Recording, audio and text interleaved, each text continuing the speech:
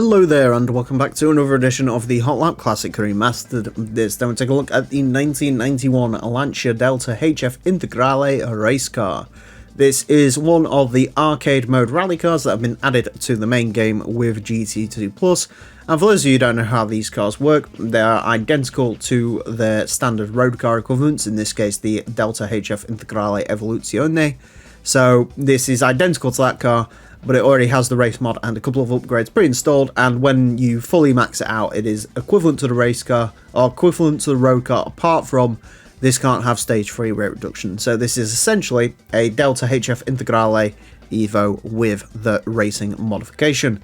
The Lancia Delta, of course, was at one point the most successful rally car of all time. I don't think it is anymore. I think it's the Citroen C4 and maybe even one of the more modern cars have eclipsed it since then, but this is, of course, an icon of rallying, and there's even a special model version of this in the game, or a special model Lancia Delta rally car, the S4 rally car, which is the Group B one, and that car was absolute dog water. It was terrible.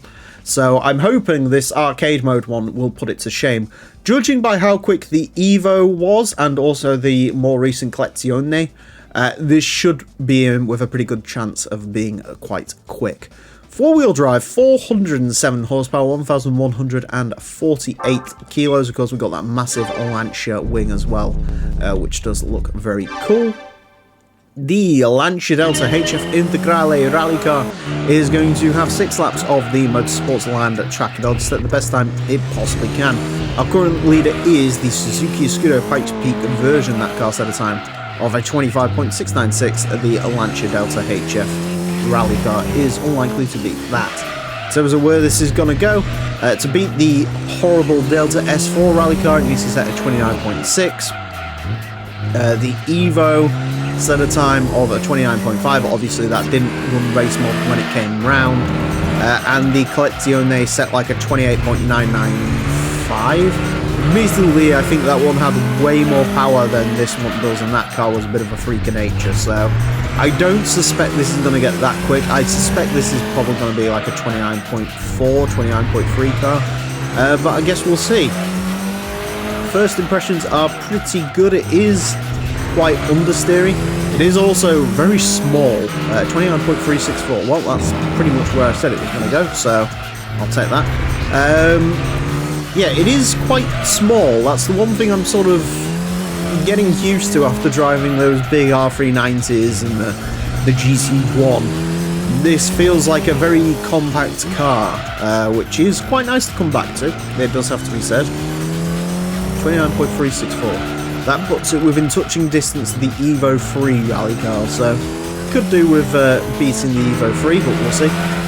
It is, yeah, a little bit on the understeery side. I remember this with the Delta Evo as well.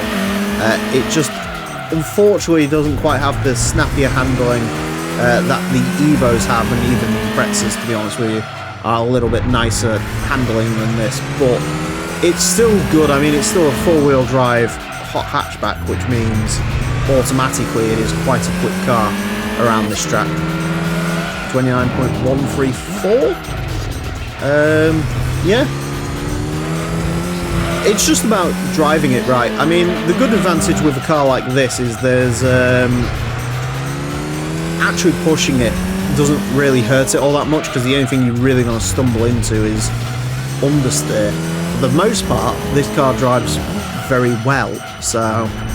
And also, that's before I even mentioned the party piece of the Delta, which is, of course, the fact that it looks absolutely exquisite, one of the best-looking hatchbacks of all time, let's be honest. Yes, I know it's just a square, but my god, what a square it is. And besides, that's what the original Golf was, and I think this looks way better than an original Golf. Went a little bit too wide into there. I think this sort of last sector, to be honest with you, there's a little bit of time to catch up on in there. I was just sort of trying to get it over the line. But I mean, all those laps are pretty consistent. It's a good driving car. There's not really much more to say about it. It drives nice, it looks good, and it's an easy car to pilot as well, which you can't say about a lot of cars, but about this one, you definitely can. So, also, this is our last Lancia, so I'm pleased we've sent out the Lancias with a pretty good time. That is... wow, okay. Sector 3, I don't know what happened on that 5th lap, but that was monstrously quick, apparently. Yeah, I think there's a little bit of time in this. I don't know if you'd be beating the Collezione. I think there's 0.1 in there, maybe. But I wouldn't go as far as to say it's like monster, like there's loads of time to unlock out this and I'm just can't drive. Judging by that Sector 3 as well, that was a bit of a freak of nature because that is easily the quickest Sector 3 we did. So I don't know what I did differently on that lap. But apparently it was monstrously quick. Either way, I'll take my 29.134. The 29.134 will place this into 113th, goes in between the Nissan Skyline GTR V-Spec R33 and the Roof BR2. It is quicker than a WRX sedan, which is interesting to note. It's also quicker than Toyota Celica GT4 and the WRX STI sedan version 4, quicker than WRX wagon, quicker than a Roof BTR2, quicker than a Mitsubishi Galant VR4. Obviously about 0.4 up the road from the Evo. The race mod probably helps it out quite a bit with the understeer. It still feels like a very understeered car, but the Evo did as well. I mean, stuff's slower. It's slower than a bunch of like STIs and Legacies and stuff like that. But again, this is a 1991 car, so I wouldn't really expect it to be quicker than those. It is quicker than the Evo 3 rally car, and about 0.3 down on the Evo 4 rally car, which, yeah, makes sense to me. Anyways, that's it for this episode. Thank you all very much for watching. Join me next time when I'll be driving something completely different. Until then, farewell.